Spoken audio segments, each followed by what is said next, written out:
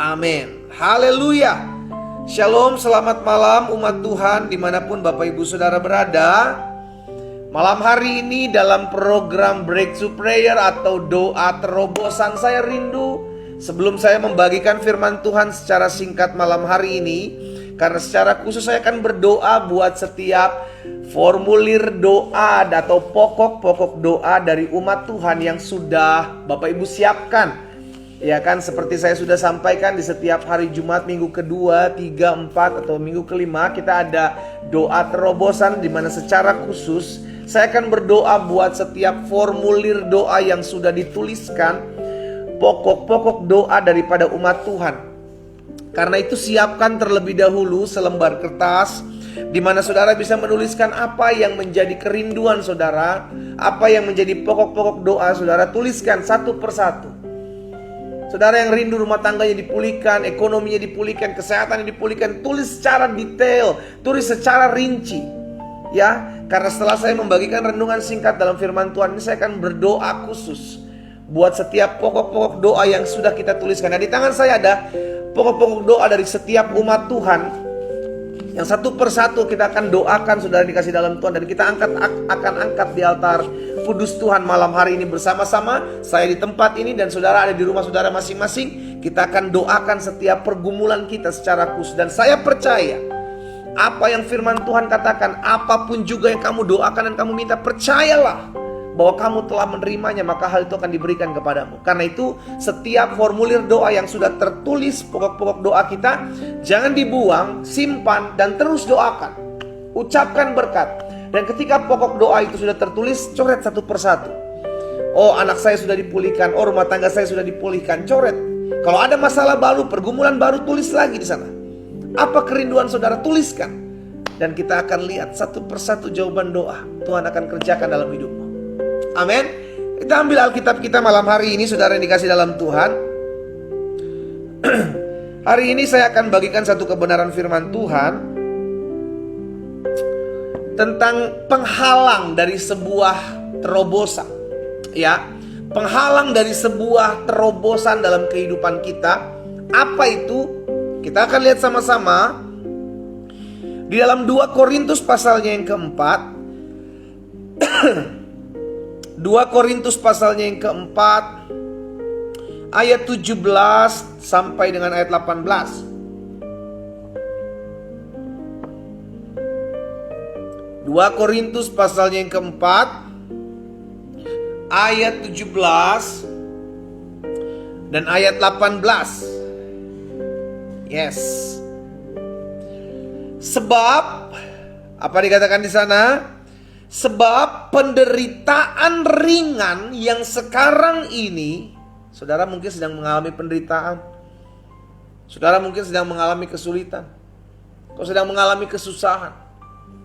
Kau sedang mengalami keterpurukan. Tapi Alkitab mencatat itu ringan. Penderitaan ringan yang sekarang ini, yang dialami oleh Rasul Paulus dan dialami oleh orang percaya, itu ringan. Kenapa? Karena mengerjakan bagi kami kemuliaan kekal. Jadi penderitaan ringan yang dihadapkan kepada saudara dan saya dalam keseharian kita, dalam kehidupan kita yang sering kita sebut sebagai pikul salib, itu mengerjakan kemuliaan kekal yang melebihi segala-galanya, jauh lebih besar daripada penderitaan kami. Jadi saudara dikasih dalam Tuhan, di sini Rasul Paulus melihat ada penderitaan ringan, ada masalah, ada pergumulan. Tetapi masalah, pergumulan, penderitaan ringan yang di sini ini nih mengerjakan kemuliaan kekal yang dikerjakan oleh Tuhan melalui penderitaan saat ini. Nah, ini yang saya mau bagikan, bahwa penderitaan yang kita lihat ini realitanya, kenyataannya. Tapi kemuliaan kekal itu tidak kita lihat. Nah, seringkali kita fokus kepada apa yang kita lihat ini. Penderitaan, kesusahan, pikul salib, sangkal diri, ini yang kita lihat di hadapan masalah kita. Sampai kita lupa bahwa hal ini mengerjakan hal yang tidak terlihat. Ngerti sampai sini ya saudara ya? Makanya Rasul Paulus punya statement selanjutnya. Lihat di ayat yang ke-18. Di ayat 18 bilang begini. Sebab kami tidak memperhatikan yang kelihatan nih. Penderitaan ringan, kesusahan, masalah ini kelihatan. Rasul Paulus tidak melihat, aku tidak memperhatikan yang kelihatan ini, melainkan yang tidak kelihatan, kemuliaan kekal ini. Karena yang kelihatan adalah sementara, sedangkan yang tak kelihatan ini adalah kekal. Jadi yang sebelah kiri saya atau sebelah kanan Bapak Ibu ini adalah penderitaan ringan. Yang Rasul Paulus bilang sesuatu yang dilihat. Tetapi sebelah kanan saya atau sebelah kiri Bapak Ibu ini adalah kemuliaan kekal. Yang dikerjakan oleh penderitaan ringan ini. Di balik penderitaan ini ada kemuliaan kekal. Sesuatu yang tidak terlihat. Jangan fokus, kata Rasul Paulus, dengan apa yang kau lihat. Sebab kami tidak memperhatikan apa yang kami lihat. Apa yang terlihat, kami memperhatikan apa yang tidak terlihat. Karena yang terlihat sifatnya sementara, yang tidak terlihat sifatnya kekal. Jadi dalam kehidupan kita ada sesuatu yang kita lihat dan ada sesuatu yang tidak kita lihat. Yang kita lihat itu masalah kita. Yang kita lihat itu suami kita selingkuh. Yang kita lihat itu masalah ekonomi kita. Yang kita lihat itu kesehatan kita belum pulih-pulih. Yang kita lihat itu masalah. Itu kita lihat. Tapi yang tidak kita lihat juga ada. Apa itu? Sesuatu yang dikerjakan oleh masalah ini untuk mendatangkan kemuliaan yang tidak terlihat. Untuk mendatangkan pengenalan akan Tuhan yang tidak terlihat. Untuk menggenapi janji Tuhan yang belum terlihat. Jadi setiap hari kita diperhadapkan dengan dua hal ini, saudara. Mana yang kita mau fokus? Kita mau perhatikan yang mana? Kalau Rasul Paulus bilang, kami tidak memperhatikan yang kelihatan. Kami memperhatikan yang tidak terlihat. Kenapa? Karena yang kelihatan sifatnya sementara, yang tidak terlihat sifatnya kekal. Jadi dalam kehidupan kita ada seperti ini. Makanya Rasul Paulus juga katakan bahwa kita hidup, orang percaya ini hidup bukan karena melihat, kita hidup karena percaya. Kita berdoa. Apakah doa kita terlihat? No. Apakah jawaban doa terlihat? Belum. Iman pun tidak terlihat. Tetapi dampak dari iman adalah sesuatu yang akhirnya terlihat. Kita pakai wifi, saudara dikasih dalam Tuhan. Makanya tadi jaringan agak sedikit terganggu karena di sini hujan besar, hujan lebat. Dari jaringan wifi yang tidak terlihat, sambungan internet yang tidak terlihat, menghasilkan sesuatu yang bisa kita lihat. Kita bisa menjelajah dunia dengan jaringan wifi. Angin yang besar tidak terlihat. Tetapi dampak dari angin menggoyangkan pohon, menggoyangkan pintu rumah saudara dan saya, itu terlihat. Angin tidak bisa kita lihat, bahkan akar pohon. Engkau tidak bisa melihat akar pohon yang begitu besar. Tetapi pohon yang begitu besar itu ditahan, kuat oleh karena akar yang tidak terlihat. Dalam hidup kita selalu ada yang seperti itu, saudara. Ada sesuatu yang tidak terlihat dan yang terlihat. Dan ini yang tadi saya bilang bahwa masalahmu, pergumulanmu, tantangan hidupmu, yang kau hadapi sesuatu yang terlihat. Itu terlihat di hadapan kita. Tapi jangan fokus dengan apa yang kau lihat. Tapi fokuslah kepada apa yang tidak terlihat. Apa itu? Janji Tuhan. Aku menyertai kamu. Penyertaan Tuhan tidak terlihat, tapi bisa kita rasakan. Bangsa Israel melihat musuh yang ada di tanah Kanaan.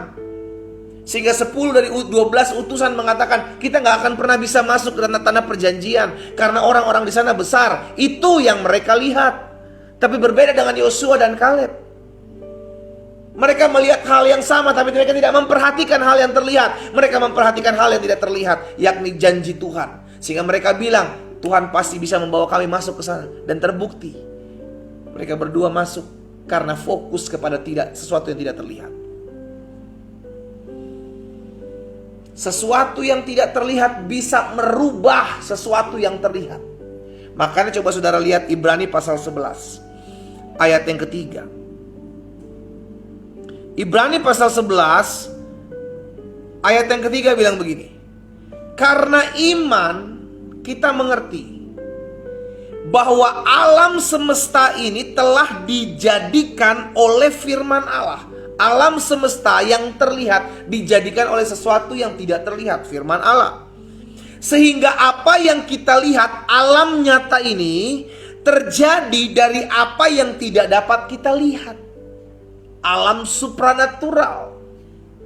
Alam nyata ini terjadi mulai dari alam yang tidak terlihat, dari firman. Dan hanya orang yang memiliki iman yang bisa mengerti. Makanya tadi di awal dikatakan karena iman kita mengerti bahwa alam semesta yang nyata ini dijadikan oleh firman Allah. Sehingga apa yang kita lihat saat ini terjadi dari apa yang tidak dapat kita lihat. Semua hanya bisa dimengerti dengan iman.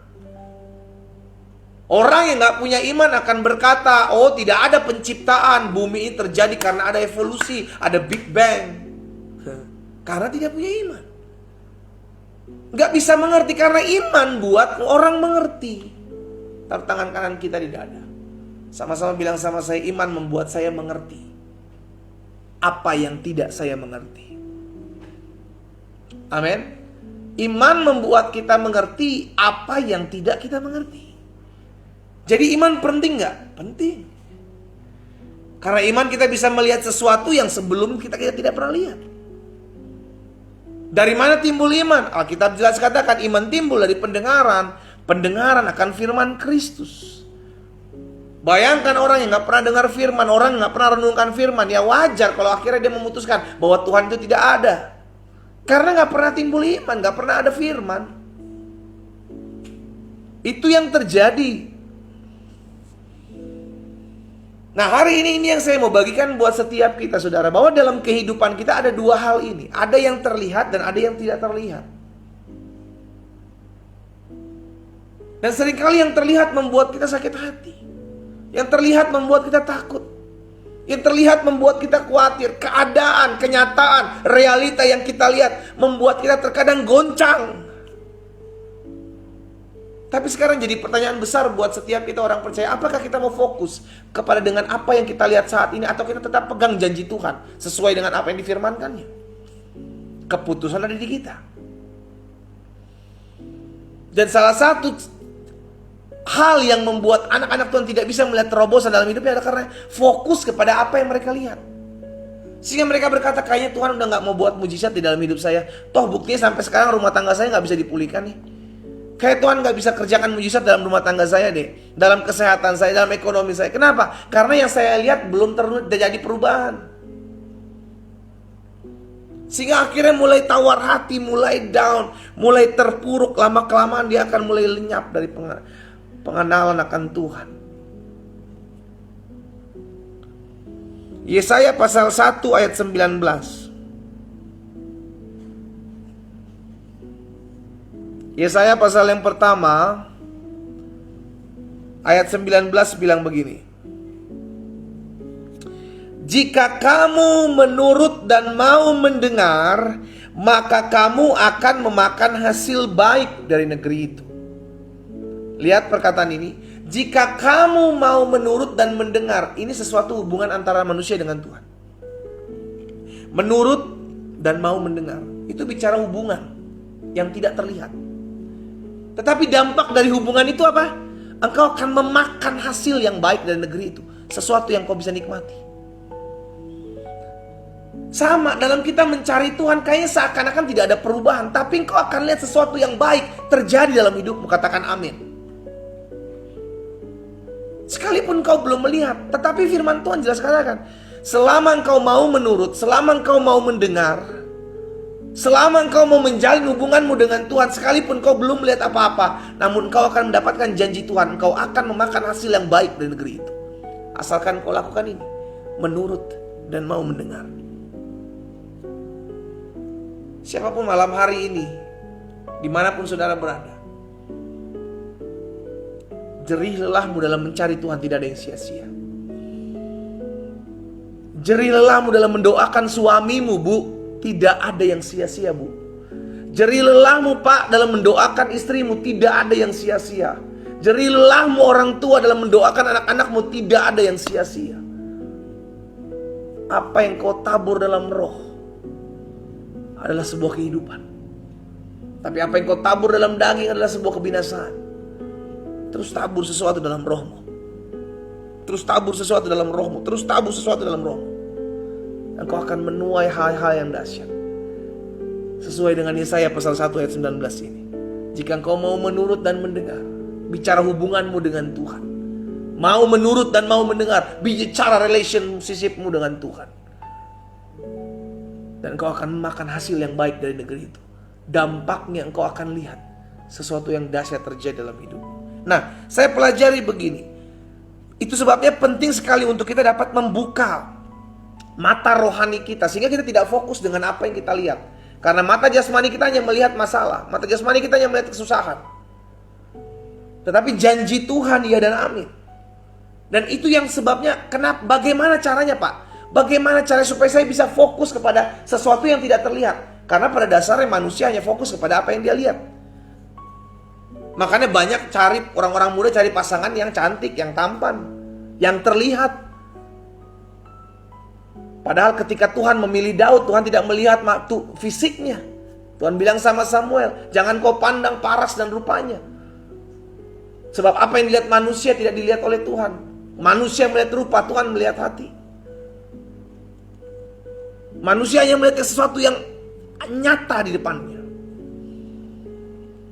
Itu sebabnya kita perlu melatih diri kita untuk menajamkan mata rohani kita. Bagaimana caranya? Yang pertama saya pelajari. Bagaimana cara kita dapat menajamkan mata rohani kita? Yang pertama jelas, mata rohani hanya bisa terbuka ketika imanmu ada. Jadi bagaimana timbul iman? Jelas, hanya karena firman. Jadi orang yang dapat membuka mata rohani yang pertama, ketika dia selalu tinggal dalam firman, persekutuan dengan Allah melalui firman. Pemazmur katakan, firman-Mu adalah pelita bagi kakiku dan terang bagi jalanku. Pelita dan terang bicara tentang cahaya yang menerangi sehingga kita tahu apa yang menjadi kebenaran yang ada. Ketika kita tenggelam dalam firman, ketika kita ada dalam firman Tuhan, maka engkau tidak lagi hanya melihat dengan mata jasmani, tapi engkau terbuka mata rohanimu sehingga engkau punya pertimbangan. Engkau disakiti, engkau dikecewakan, engkau dirugikan. Secara mata jasmani engkau sakit hati. Tetapi mata rohanimu ketika engkau terbuka mendengarkan firman, Tuhan Yesus ajarkan Allah turut bekerja dalam segala sesuatu untuk mendatangkan kebaikan. Tuhan Yesus mengajarkan bahwa ampuni mereka. Disitulah mata rohanimu terbuka dan engkau bisa punya pertimbangan. Sehingga tidak gampang kecewa dengan orang yang menyakitimu, tidak gampang sakit hati dengan orang yang mengkhianatimu. No. Karena mata rohani kita juga kita pakai, bukan hanya mata jasmani. Ini penting. Ya, karena kita nggak pernah tahu, terkadang ada orang-orang jahat yang memang Tuhan pakai untuk mengangkat hidup saudara dan saya. Tuhan bisa pakai siapapun dan apapun saudara. Itu sebabnya penting untuk kita membuka mata rohani kita agar kita tidak salah langkah, ya. Jadi yang pertama, bagaimana kita bisa menajamkan mata rohani kita agar kita tidak hanya fokus kepada apa yang kita lihat, tapi kita juga bisa membuat pertimbangan sesuatu dengan apa yang tidak kita dapat lihat. Yang pertama, tertanam dalam firman. Firman membuat engkau mengetahui kebenaran, dan kebenaran itu memerdekakan hidupmu. Yang kedua, bagaimana cara kita untuk menajamkan mata rohani kita? Hidup dalam kuasa doa. Penting, baik firman maupun doa. Kenapa doa? Ada kisahnya saudara. Coba lihat dalam 2 Raja-Raja 6. 2 Raja-Raja 6 ayat yang ke-17. Apa firman Tuhan katakan di sana? 2 Raja-Raja 6 ayat 17. Lalu berdoalah Elisa, ya Tuhan, bukalah kiranya matanya supaya ia melihat. Maka Tuhan membuka mata bujang itu sehingga ia melihat. Tampaklah gunung itu penuh dengan kuda dan kereta berapi sekeliling Elisa. Dibuka. Mata rohaninya dibuka. Caranya bagaimana? Doa. Tuhan bukakan mata rohani saya agar saya tidak fokus dengan apa yang saya lihat dengan mata jasmani. Pentingnya untuk kita berdoa agar hal-hal ini tercipta, terjadi. Karena kita nggak akan pernah bisa mendapatkan pesan itu kalau kita hanya berjalan dengan apa yang kita lihat. Gak bisa. Jadi yang pertama, bagaimana kita menajamkan mata rohani kita? Yang pertama jelas dalam firman. Karena firman membuat kita timbul iman. Dan iman itu yang menerangi kita, membuat kita mengerti sesuatu yang tidak kita pahami sebelumnya. Yang kedua, bagaimana menajamkan mata rohani kita? Jelas ketika engkau hidup dalam kuasa doa. Push, pray until something happen. Doa terus sampai sesuatu terjadi. Karena ketika engkau berdoa, engkau sedang membangun relationship-mu dengan Allah. Ketika engkau berdoa, engkau terhubung, terkonek dengan sorga. Berdoa. Taruh tangan kanan kita di dada. Sama-sama bilang sama saya gak boleh malas berdoa. Sama-sama bilang sama saya gak boleh malas berdoa. Saya tahu ada beberapa orang yang mungkin hari ini mendengarkan live malam hari ini berkata, pendeta saya sudah capek berdoa. Saya sudah berdoa, saya gak lihat jawaban doa. Saya sudah berdoa, bahkan berpuasa, tapi saya tidak melihat sesuatu terjadi dalam kehidupan saya. Saudara, tugas kita berdoa, bukan ngatur Tuhan. Kita berdoa supaya kita kuat menantikan jawaban doa. Tugas kita berdoa supaya kita mengerti panggilan apa yang Tuhan sedang kerjakan dalam hidup kita. Tugas kita berdoa sampai kita melihat mujizat terjadi. Tugas kita berdoa sampai sesuatu yang tidak kita mengerti kita jadi pahami. Bukan paksa Tuhan kapan. Tugasmu cuma doa aja. Dan setiap doa yang kau naikkan itu diperhitungkan oleh Tuhan. Kenapa ada orang akhirnya malas jadi doa? Karena fokusnya jawaban. Sehingga ketika engkau belum lihat jawaban, engkau jadi capek berdoa, malas berdoa, jenuh berdoa. Karena fokusmu kepada jawaban. Dan kau nanti-nantikan tidak mendapatkan. Sampai kau akhirnya capek sendiri berdoa. Tapi kalau engkau tahu, engkau sadar bahwa engkau perlu berdoa, sekalipun doamu belum dijawab, engkau perlu berdoa, engkau tidak akan pernah bosan untuk berdoa. Karena engkau berdoa, karena engkau tahu sedang menjalin hubungan dengan Tuhan, bukan menantikan jawaban doa. Jadi yang kedua, bagaimana mata rohani kita terbuka ketika kita hidup dalam doa. Elisa mendoakan bujangnya agar melihat apa yang dia lihat. Buka mata rohanimu ketika engkau berdoa. Karena ketika engkau berdoa, engkau sedang menjalin hubungan dengan sorga. Dan yang ketiga, yang terakhir, bagaimana caranya kita dapat menajamkan mata rohani kita? Yang pertama, hidup selalu dalam firman. Renungkan firman, maka timbul iman. Iman itu yang akan membuat kita mengerti sesuatu yang tidak kita mengerti. Yang kedua, tinggal dalam doa. Ada dalam kuasa doa. Karena doa membuat engkau terkoneksi dengan surga. Stop menantikan jawaban. Karena ketika engkau menantikan, engkau akan mulai capek. Anggap, Yesus bilang, apa yang kau doakan, anggap itu sudah engkau terima. Bukan lagi engkau nantikan. Terima itu, maka engkau akan menerimanya. Karena ketika engkau menantikan, lama-kelamaan engkau akan bosan. Ketika engkau bosan, engkau akan capek untuk berdoa. Jenuh untuk berdoa. Berdoalah. Bukan karena untuk jawaban doa. Berdoa karena engkau tahu engkau perlu berdoa. Yang ketiga, yang terakhir, bagaimana kita menajamkan mata rohani kita. Pandang selalu salib Kristus. Apapun yang terjadi di hadapanmu, secara mata jasmani engkau bisa melihat. Tetapi mulai hari ini, ayo ubah cara pandang. Pandang Yesus. Ada masalah, jangan lihat masalah, pandang Yesus. Ada pergumulan, stop lihat pergumulan, pandang Yesus. Ada orang yang mengecewakanmu, stop lihat orang yang mengecewakan, pandang Yesus. Ketika engkau mulai mengubah cara pandangmu dari melihat masalah, dari melihat manusia yang menyakiti, mengecewakanmu, mulai engkau alihkan kepada Tuhan, maka engkau akan dapatkan kekuatan. Firman Tuhan katakan dalam Mazmur 16. Mazmur 16 ayat yang ke-8 dan ayat 9. Mazmur 16 ayat 8 dan 9 bilang begini, saudara. Aku senantiasa memandang kepada Tuhan, Karena ia berdiri di sebelah kananku, aku tidak goyah. Sebab itu hatiku bersuka cita, jiwaku bersorak-sorak, bahkan tubuhku akan diam dengan tentram. Aku memandang kepada Tuhan, pemazmur bilang. Maka dampak orang yang memandang kepada Tuhan, dia akan bersorak-sorai. Gak pusing ada masalah di depanmu. Aku gak lihat masalah kok, aku lihat Tuhan kok. Tuhan bisa pakai masalah untuk mendatangkan berkat kok dalam hidupku. Ada orang menyakitimu, mengecewakanmu, mengkhianatimu. Aku mandang Tuhan kok. Ketika aku mandang Tuhan, Tuhan kasih hikmat buatku. Bahwa manusia-manusia ini bisa Tuhan pakai untuk mendatangkan promosi dalam hidupku. Pandang Yesus. Jangan pandang masalahmu. Semakin kau memandang masalahmu, kau akan semakin terpuruk. Semakin kau memandang orang yang menyakitimu, hatimu akan semakin penuh dengan kepahitan. Tapi ketika pandanganmu kau ubah, kau memandang Yesus, engkau tahu bahwa Tuhan bisa pakai apa yang terjadi dalam hidupmu untuk mendatangkan kemuliaan, untuk mendatangkan pertolongan, untuk mendatangkan mujizat dalam kehidupan saudara dan saya. Mulai hari ini ubah cara pandangmu. Segala sesuatu bisa terjadi di depan kita.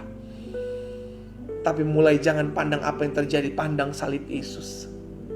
Dan kau akan melihat cara pandangmu terhadap masalah akan diubahkan oleh Tuhan. Siap terima terobosan? Amin saudara. Kau mau lihat terobosan? Lakukan 3 hal ini. Hidup dalam firman, tinggal dalam kuasa doa, dan belajar untuk selalu memandang Kristus, bukan memandang masalah dan pergumulanmu. Maka kau akan lihat terobosan terjadi dalam kehidupan. Kita berdoa, kita datang kepada Tuhan. Bapa Surgawi, kami bersyukur karena hari ini kami siap terima terobosan yang berasal daripada Tuhan. Ketika kami mengubah cara pandang kami tidak fokus dengan apa yang kami lihat. Kami hanya fokus dengan apa yang tidak kami lihat, yakni janji Tuhan, perkenanan Tuhan, hadirat Tuhan tidak terlihat. Tapi kami mau belajar membuka mata rohani kami untuk melihat semuanya itu. Dengan tetap tinggal dalam firman-Mu, dengan hidup dalam kuasa doa, dan tetap terus memandang salib Kristus. Apa yang Tuhan taruh dalam hati hamba sudah hamba sampaikan buat umat-Mu ya Tuhan. Hamba berdoa dalam nama Yesus, firman termaterai, sehingga kami anak-anak Tuhan tetap terus maju. Dan kami akan melihat setiap pintu-pintu yang tertutup diterobos dalam nama Yesus. Setiap palang-palang dipatahkan dalam nama Yesus. Setiap belenggu-belenggu terlepas dalam nama Yesus. Oleh karena hari ini kami fokus bukan kepada apa yang kami lihat. Kami hanya fokus kepada apa yang kami imani dan percaya. Itu yang akan terjadi dalam hidup kami. Di dalam nama Yesus. Berkat-Mu ada atas umat-Mu masing-masing ya Tuhan Yesus. Malam hari ini secara khusus dalam program ibadah Breakthrough Prayer Online, kami akan lihat terobosan. Satu persatu kami akan melihat Tuhan menjawab doa kami. Dan di hadapan kami saat ini kami mengangkat apa yang menjadi pokok-pokok doa kami. Baik hamba di tempat ini maupun umat Tuhan di rumah mereka masing-masing. Tuhan, kami mengangkat setiap pokok-pokok doa, setiap formulir doa di altar kudus Tuhan, di hadirat Tuhan. Kami bawa setiap pokok doa ini, setiap lembaran-lembaran kertas yang kami sudah tuliskan, setiap apa yang menjadi pokok doa dari anak-anak Tuhan. Kami percaya ya Tuhan, satu persatu Tuhan menjawab doa kami sesuai dengan ketetapan dan waktu Tuhan yang terbaik. Di dalam nama Yesus, kami angkat setiap pokok-pokok doa kami di altar kudus Tuhan. Kami percaya di dalam nama Tuhan Yesus Kristus, mujizat masih terjadi sampai hari ini. Di dalam nama Tuhan Yesus Kristus kami akan lihat sesuatu yang belum pernah kami lihat dinyatakan dalam hidup kami. Di dalam nama Tuhan Yesus Kristus kami percaya apa yang kami doakan sudah kami terima dengan iman. Terjadi dalam nama Yesus atas hidup kami. Turunkan pokok-pokok doamu. Kita bersyukur kepada Tuhan. Kita bersyukur kepada Tuhan. Kasih-Nya besar dalam hidup saudara dan saya. Anugerah-Nya sempurna dalam hidup saudara dan saya. Oh, terima kasih Tuhan Yesus. Hamba menyerahkan umat-Mu satu persatu ke dalam tangan Tuhan. Baik mereka yang bergabung melalui Facebook, Instagram, TikTok, maupun Zoom. Bukan suatu kebetulan mereka malam hari ini ada bersama-sama dengan kami ya Tuhan. Kami percaya malam ini adalah malam di mana Tuhan menjawab setiap apa yang menjadi pergumulan kami. Kami sadar selama ini fokus hidup kami hanya apa yang kami lihat. Kami lupa bahwa kami masih punya Tuhan yang tidak terlihat, yang mengerjakan hal-hal yang dahsyat, sesuatu yang ajaib ketika kami mulai percaya dengan iman kami kepada Kristus. Terima kasih Tuhan Yesus. Hamba menyerahkan umat-Mu satu persatu ke dalam tangan Tuhan. Kami sudah membawa pokok-pokok doa kami. Kami sudah mendengarkan firman Tuhan. Kami sudah memuji menyembah Tuhan. Dan saat yang indah bagi kami untuk menjadi pelaku-pelaku firman Tuhan. Terima kasih Tuhan Yesus. Terima kasih Tuhan Yesus. Terima kasih. Pada akhirnya kami akan berpisah dari tempat ini. Kami akan kembali beristirahat malam hari ini. Tuhan menyertai istirahat kami sepanjang malam. Engkau yang menjagai, meluputkan kami dari segala yang jahat. Kami bangun besok pagi dengan tubuh yang sehat. Siap melakukan setiap aktivitas kami dalam pertolongan dan anugerah Tuhan. Terima kasih Bapa. Hamba berdoa, mengucapkan berkat buat umat-Mu. Diberkatilah hidup mereka. Diberkatilah apa yang mereka kerjakan. Diberkatilah rumah tangga mereka. Bahkan diberkatilah hidup mereka untuk tetap terus fokus dan fokus kepada Tuhan Yesus saja. Di dalam nama Tuhan Yesus kami berdoa. Sama-sama kami katakan amin. Saudara dikasih dalam Tuhan, kita sudah mendengarkan firman Tuhan, kita sudah berdoa. Kita imani terobosan terjadi dalam kehidupan kita dalam nama Yesus. Karena setiap orang yang mencari Tuhan tidak akan sia-sia. Doa-doamu tidak akan sia-sia. Pujian penyembahanmu diperhitungkan oleh Tuhan. Dan apa yang kita buat, biarlah kiranya selalu mempermuliakan nama Tuhan. Dari tempat ini saya pamit undur diri. Kita ketemu dalam doa pagi online di hari Senin nanti saudaraku, setiap jam 4.30 waktu Indonesia bagian Barat. Dan pastikan setiap kita tetap terus menjadi pelaku-pelaku firman Tuhan. Doa saya menyertai kita semua. Selamat malam, selamat beristirahat. Tuhan Yesus memberkati. Shalom.